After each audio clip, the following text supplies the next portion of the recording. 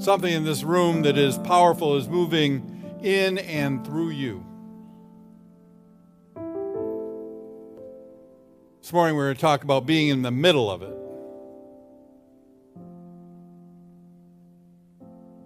For many of us, we know what being in the middle of it is like, right? It could be in the middle of the healing that you're seeking, in the middle of the journey, the points between A and B. You've set a goal, you've set an intention. And you're in the middle of that right now. Maybe you're in the middle of a change.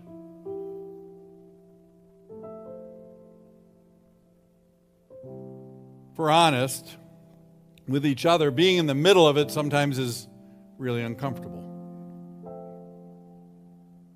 Reverend Wilma, very uncomfortable.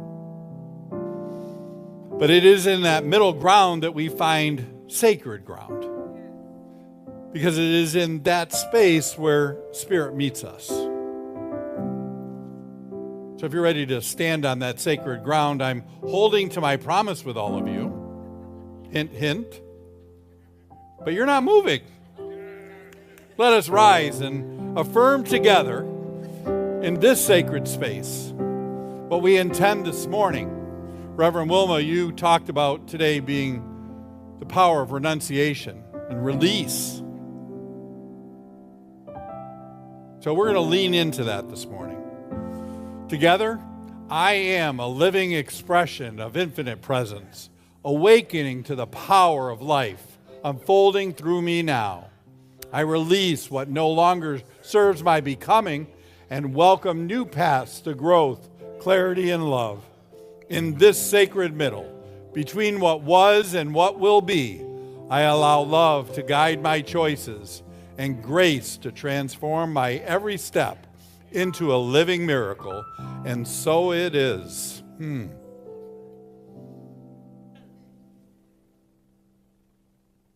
There is power in understanding what a miracle is.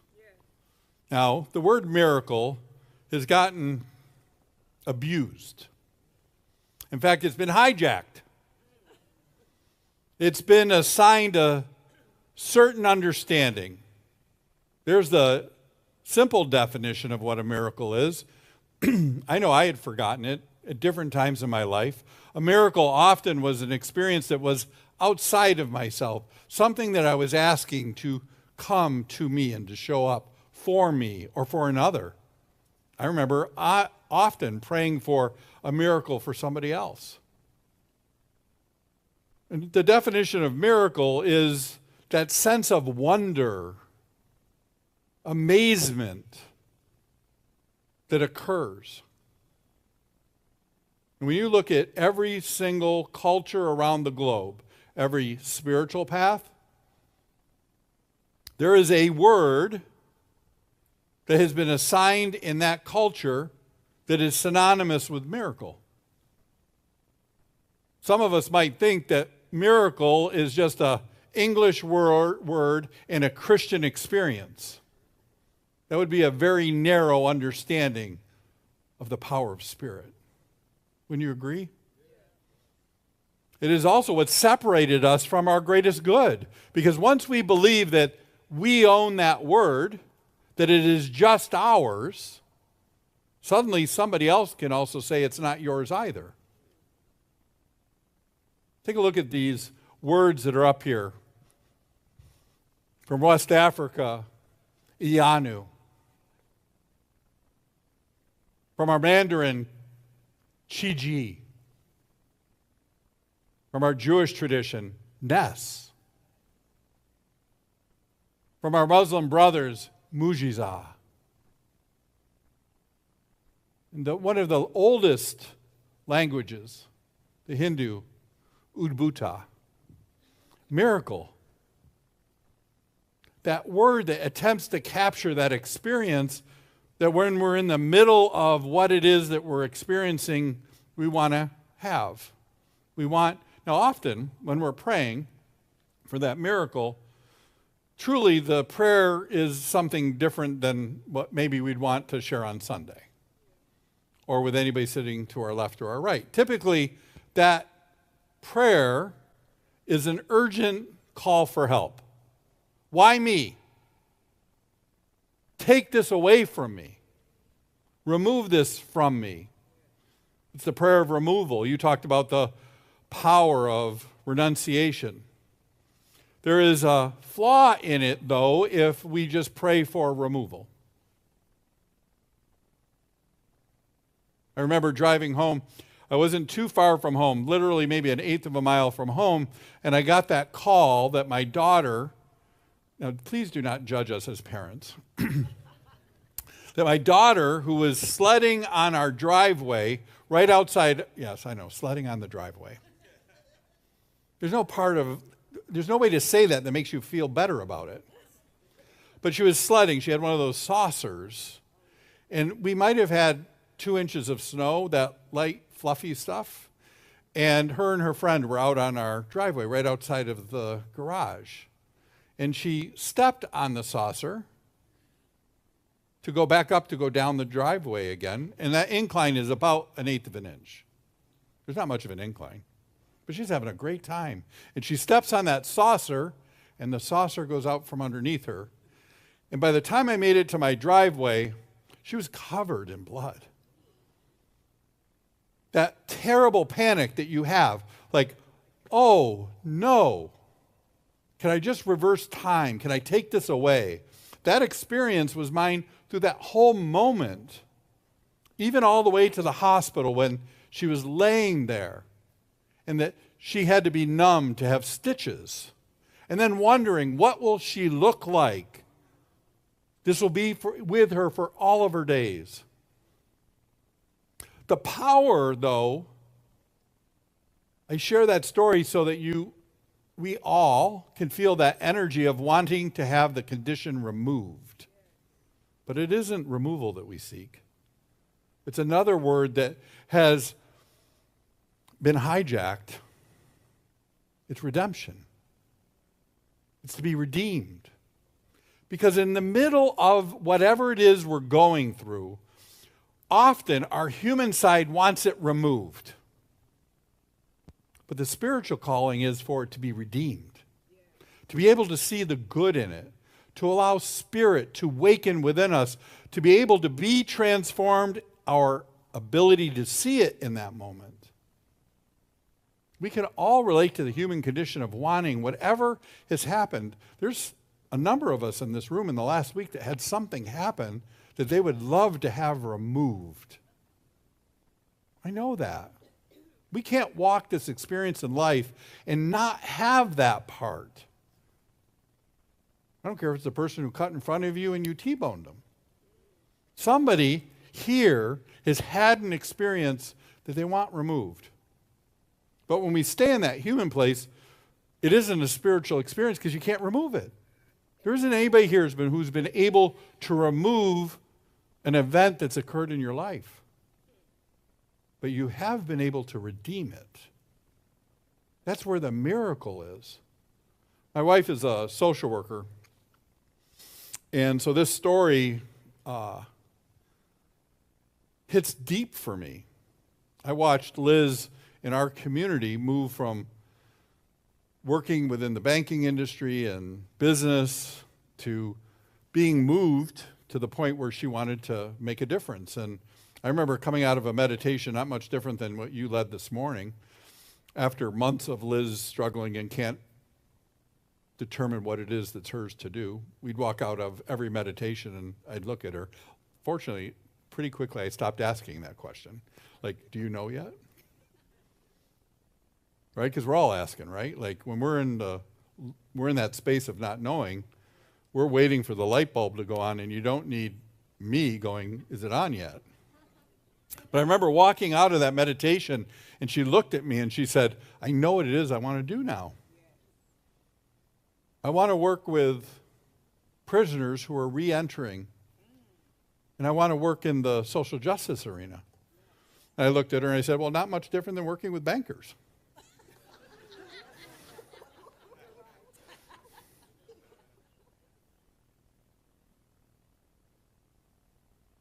But she chose to get her master's degree and get her master's in social work. In 1911, there was a woman who was a social worker. She was in New York City. She was out for a walk. And she came upon a fire. It was the waist shirt fire. 146 women died in that factory because they had locked all of the doors so that the women could not leave their shift, that they couldn't leave the building. This woman witnessed this. She was a social worker ahead of her time. She watched this. She was in the middle of a tragedy that she had walked into. She didn't wake up that morning seeking, but she showed up and she was there. And she stood on that street as women leapt for their lives and lost them. 146 women, immigrants, young people. I don't know about you, but I don't know what I would have done in that moment. How many of you in this room draw Social Security? How many of you ever claimed unemployment insurance? How many of you ever worked in a factory before? Frances Perkins not only witnessed that fire, but she allowed that fire to light within her purpose. When Franklin Delano Roosevelt was elected, he called on her to be the first female Secretary of Labor. She had a deal for him. She said, you must address these things: safety in the workplace, equal rights for women, minimum wage. She had a list, and FDR told her, do you know that you are asking for the impossible? And she said, if you want me to work for you, I need your commitment. Do you know when FDR died, she resigned shortly afterwards. She continues to this day to be the longest serving secretary of the cabinet in our country's history. You draw Social Security today because she stood and witnessed and heard her calling. She was just a social worker. She was just a woman. She could have listened to all of that noise, but she didn't. Child labor laws changed as a result of her. How many of you have never heard her name before? That is no mistake. That is no mistake.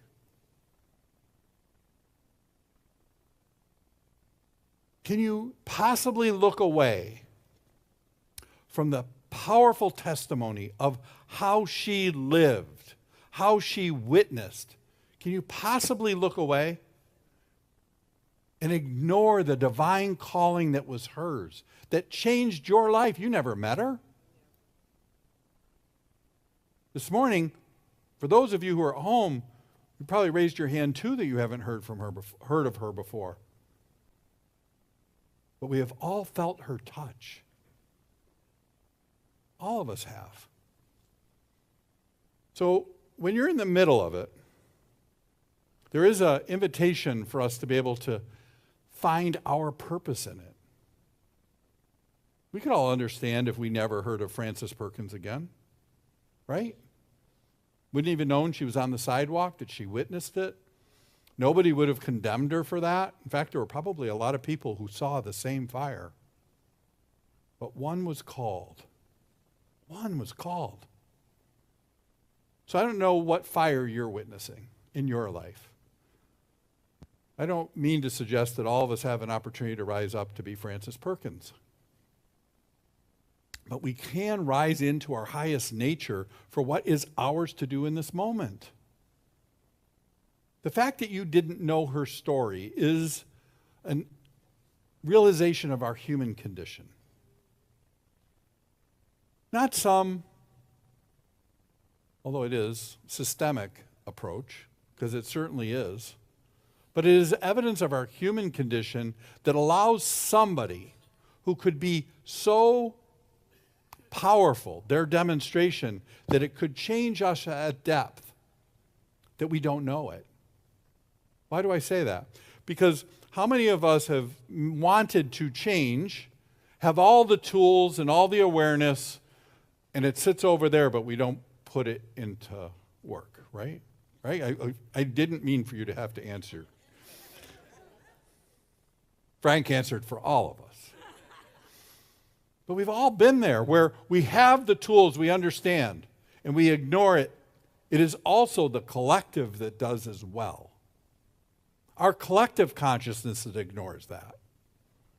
So I'm going to suggest to you where you're at right now to lean in and to be a light, to become aware of how you can make the change in your life, and to celebrate those who've made incredible change in their lives. Because it calls all of us forward. It is impossible to feel small in the presence of Frances. Right? I mean, who is she? Who is she? She is no different than you or me. She just chose to listen and turned her passion into a fire that transformed all of our lives in this room. She never knew us. This past weekend, we had two of our youth who got in the middle of it. They headed off to our retreat for our young people in Unity. And I've asked them to join us this morning to share their experience. Would you join me in welcoming Lyric and Harper?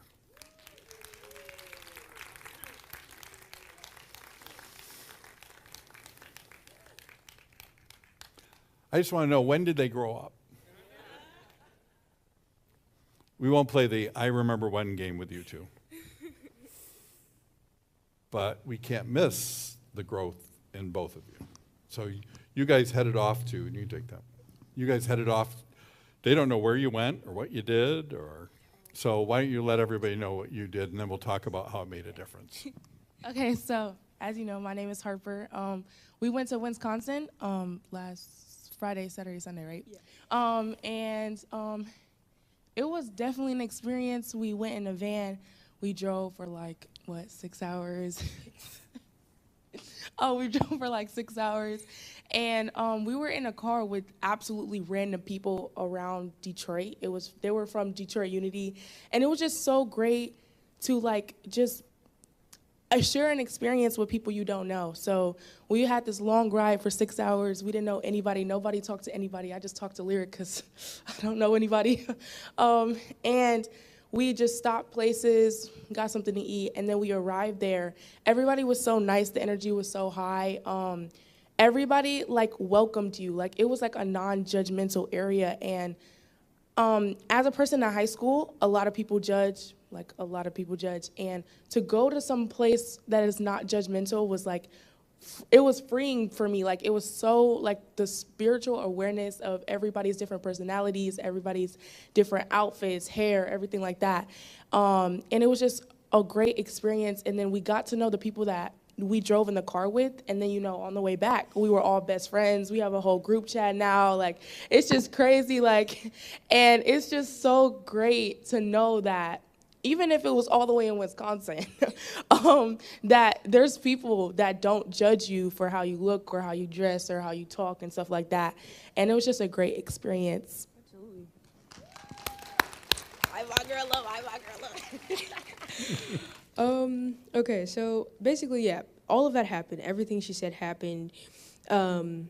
We didn't know, I knew two of the people that we rode with, well, three, because it was Miss Karen. Shout out to her. Thank you so much. It was, so fun having her with us.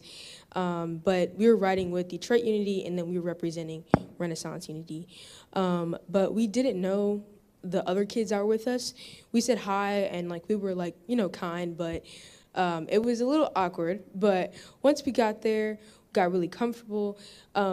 People just started coming up to us, and they were talking to us, and like, oh my gosh, you're so cool, and we were like just all just come together. We had like, we made like a huge handshake. We're all like jumping up in the air. It was really, really silly, but it was a very liberating experience. It was really cool to see, I guess, what kind of brings us all together. I didn't know that there were kids our age that like genuinely like, I guess, sort of were involved in that, I guess, type of awareness or like spirituality or just being themselves. But yeah, I mean, the hugs, the prayers we did were all very cool. The nature was beautiful. The songs, we had joy songs. And we made a ton of friends. We made friends left and right. It was so cool. But yeah, shout out to Lutherdale. That was the campsite that we were at. And shout out to all of our friends, new friends, that now we're pretty tight with. So yeah, we'll be back. There will be another one, and y'all won't see us. We go. But yeah, so we plan to go to the next one, and it's just now it's a part of us. I've thought about like our experience probably every day. Yeah. We made like bags out of T-shirts. We were in a cabin. I've never been in a cabin. So, there were spiders everywhere and nature and bugs and arachnids and all those things. Yeah. So, and it was cold. And it was like its own little site. They had like a chapel, they had a dining hall, our cabins, they had a game room, all these different places, and we were all walking to them. We had lunch 1 second, and then we would go with our groups, and it was just very home-like. And yeah, I love it so much. I think we do, so. Yeah, I also wanted to add that, sorry, I forgot. Hold on. Okay, I also wanted to add that it was just crazy how, like, when we got to the cabin, like, we were just with random people. Now, I will be honest, we didn't really talk to the people in our cabin, but since there were, like, spiders, the other cabin, like, we were, like, helping them out, like, kill spiders and everything, and it was just crazy, like, we were bonding over small things, and, like, when we had free time for, like, 2 hours, we were going around talking to different people from Kentucky, from Ohio. Minnesota? Yes, Minnesota, yes. We were just talking to different people, like, people I usually wouldn't talk to, like, at all, and it was just really, really nice to see that they, like, brought us in, even though we were new, like, we were, like, the newest ones there. Midwest kids rock. We are so cool. It was so cool to see, like, different, because we're all, so it's, it's a bunch of people, kids from the Midwest unities to be, like, factual, but it was so cool to see other kids from different states. Yeah. And because I've always wanted to like travel more throughout the Midwest, but especially because of this experience, because we went to that camp, it was so much cooler. I was like, oh my God. Yeah, and I met like 2 people from Honduras, and now we like speak Spanish together, and it's just so crazy. Like, and also like before I went on the trip, I was kind of down, and I feel like when I went to Wisconsin and I met all these new people, I've had more experiences. Like my heart is more open, more out. Like I can talk in front of you guys. I promise you a week ago I could not do this, but like yes, I can like talk in front of people, and like I can speak with new people and everything. And this past 25 years, since it's about to be 26, what the heck? It's just crazy because like a year ago, I'm just so different. This Wisconsin trip changed me, like, for real, and I will always see the future better. Like, I will always see the future, like, as a change. It's, like, so many possibilities to do. Always put yourself out there and be kind. Yes. So I have a question for the two of you. So I don't know if you've noticed that they have some energy. Maybe we'll bottle that, hand it out next Sunday. So I know some of your stories where what you just experienced, that you just told us about, you would love to have in every area of your life, but that isn't the experience. That's why this was so powerful for you, right? Like, wow, it Total really can be. rejuvenation. Yeah. Right. So I don't know if you heard her. It was total rejuvenation. In this setting this morning, redemption. To redeem. So I have a question for you. Harper. Yeah. For you, how will this change you tomorrow? That's actually crazy deep. Like I said, like going to Wisconsin, like it opened eyes for me. Like it made me realize that there's people out there that want change, that want unity, just like us. Of course you hear about it, you know, but people my specific age that are 14, 15, 16, 17 actually care about like what happens in the world, actually care about caring for each other instead of hating on each other, actually spread positivity. And I feel like tomorrow I'm gonna wake up with a big smile on my face, knowing that there's people out there that care about me. There's people out there that are like saying happy birthday, and I just met them like a week ago. Like there's people out there that are actually wanting unity. How about you, Lyric? Thank you, Harper. Let me think. Honestly, pretty much similar thing that Harper said. Honestly, when I went to school the next day, after like Monday, I definitely went there with a different disposition. Like I felt a lot more clear because I've loved my new school experience so far, but I have had some difficulty trying to figure out how to sort of like manage all the rigmarole, although I can focus and I know how to lock in, but sometimes that's not enough. It's just like, it's such a negative energy sometimes at school. Like everything feels almost fake, and you know, that sucks for everybody. So after I came back from camp, which that kind of really taught me the importance of hugs, although I already knew that, but hugs were a huge thing. Also, we did a thing called love notes, and we wrote love notes to whoever we wanted to, and they would be read out.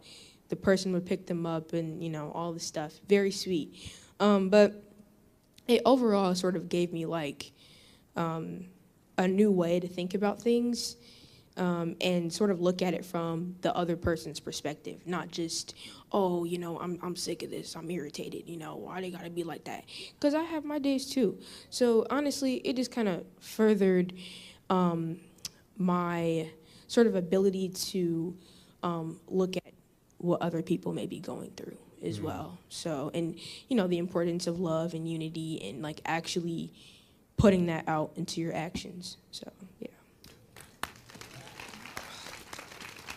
So if you were wondering who was delivering the message this morning, it was Lyric and Harper. So Lyric, earlier in November, we celebrated your birthday. And Harper, today is your birthday. Yay! So you all know Big what we 15. do here, right? So Reverend Wilma, we've got a little surprise for you, Harper. Yes. And we're all gonna, a lit candle in a theater. Shh. So Daisy, you got something in you that can help us here? All right. So don't, oh wait, now before we sing. So I want a public wish from you, and I want you to make a private wish. So what's your public request that we can support you with? We can get a little happy birthday music in the background. It's okay. I already have all the support, and I'm so grateful for you guys. I'm so grateful for you guys. Thank you so much for all the support. I love every single one of you guys. My public wish will probably be like everyone continues to come together. Everyone continues to support each other through these tough times, and that we really represent unity. Okay, so what's your private wish? Just kidding. You don't have to do your private wish. So we're going to sing happy birthday. If you want to rise to your feet, you can extend your hands and we'll follow Daisy. Harper, we love you. Don't blow it out until we're done singing.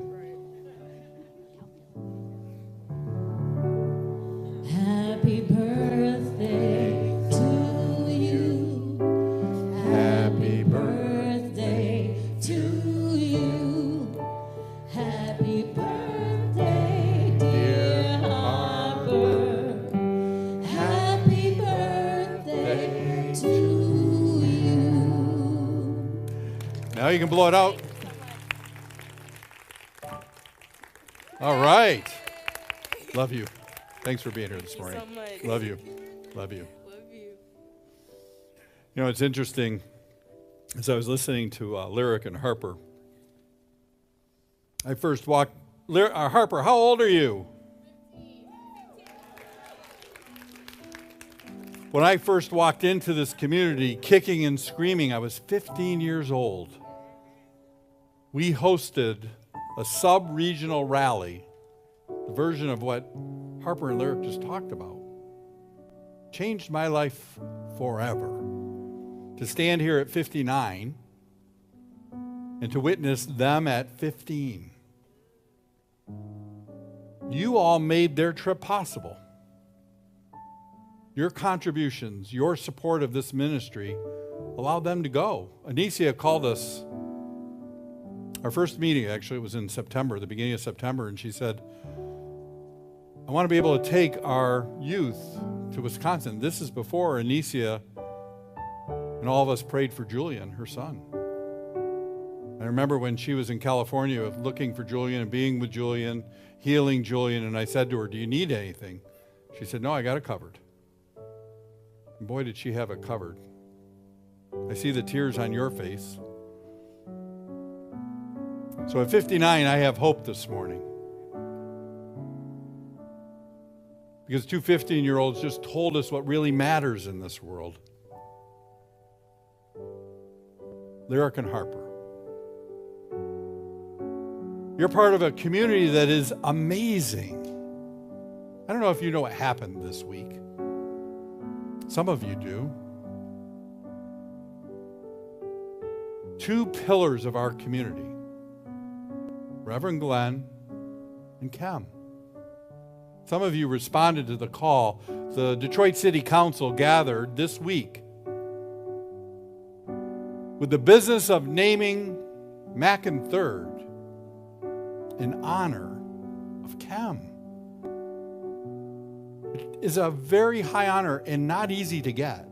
There were only 4 approved. Reverend Wilma, they called your name out and others during public comment to support it. And then Friday, Leah, who's here with us this morning, called me. She said, I've been keeping a secret from you because I was sworn to secrecy. And she said, and then on top of it, I don't think I could have told you without bawling my eyes out. City of Auburn Hills is named the road that borders Oakland University in honor of Glenn.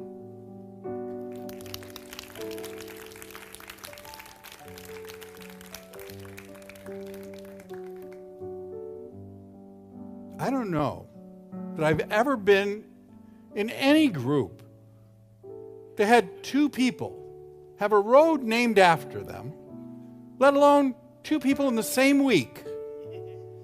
So if you're wondering if you're flocking with the right group of people, holy cow, are we?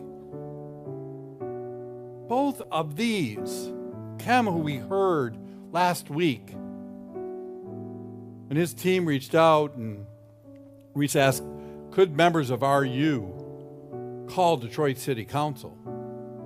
And you did. And then to be able to see our brother Glenn recognized and honored. To me, they should name the road McIntosh Way.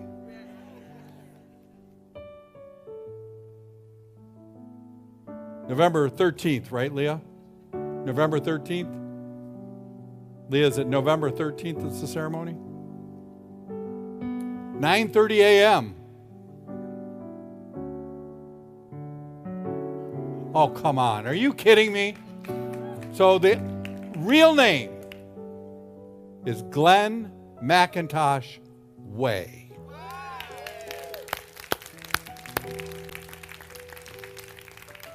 You keep keeping secrets like this from me, I'm going to keep crying. So, I don't know if you can make it. You might want to bring your own chair, like you're going to somebody's baseball game, you're going to watch them. But I think we should show up as a community Wouldn't it be wonderful to have our you there to support Leah and to celebrate Glenn? So mark your calendars. We'll put it up on Facebook. We'll put it on our website. It really is a road to wonder. Kem's path, nobody could have predicted. Nobody. And so many paths that flowed through Glenn would never have been opened if it wasn't for his strong belief in each other and all of us. So a lot of times, Scripture that we have gets twisted and separates us from our greatest good. It is probably my largest pet peeve in the spiritual journey. That somehow we separate ourselves from our greatest good. Typically men who created some spiritual path because they were in charge, who said this is the way to be a member. This is a way to experience the divine. Well, the core element is true, but not the separation and the barrier. We're never alone. Look at this scripture. Oh, look at that one. Wow. My goodness. There's a metaphysical interpretation in there, but I'm going to tell you the scripture.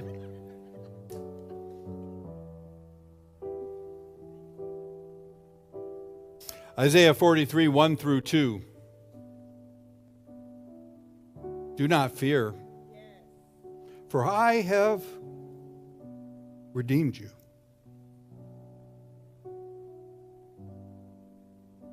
I have called you by name. You are mine.